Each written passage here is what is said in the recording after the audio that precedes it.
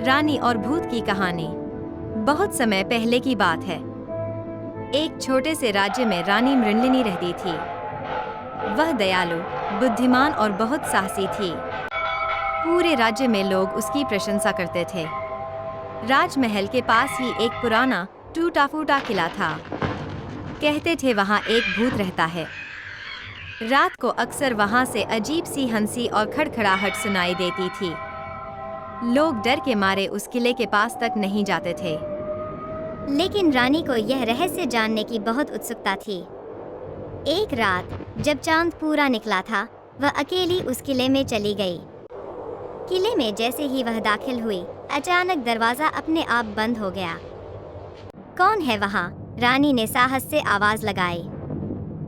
तभी अंधेरे से एक लंबा सा साया निकला। वह भूत था। उसकी आंखें लाल चमक रही थी और चेहरे पर भयानक मुस्कान थी। भूत बोला, बहुत लोगों ने मुझे देखा पर कोई लौटकर नहीं गया। तुम क्यों आए हो यहाँ? रानी ने शांत स्वर में कहा, मैं तुम्हें भगाने नहीं आई। मैं सिर्फ यह जानना चाहती हूँ कि तुम यहाँ क्यों भटक रहे हो। भूत अचानक चुप हो गया। उसकी आंखों से आंसू निकल पड़े। उसने बताया कि वो असल में राज्य का एक पुराना सैनिक था। युद्ध में उसने प्राण त्याग दिए थे, लेकिन उसकी वीरता को कभी किसी ने याद नहीं किया। इसलिए उसकी आत्मा किले में भटक रही थी।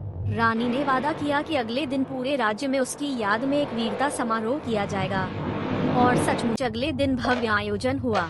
सैनिक की प्रतिमा बनाई गई और उसकी वीरता का गुणगान हुआ। उस रात किले से रोशनी निकली और भूत मुस्कुराते हुए आकाश की ओर विलीन हो गया। अब वह किला डर का नहीं, बल्कि वीरता और सम्मान का प्रतीक बन गया।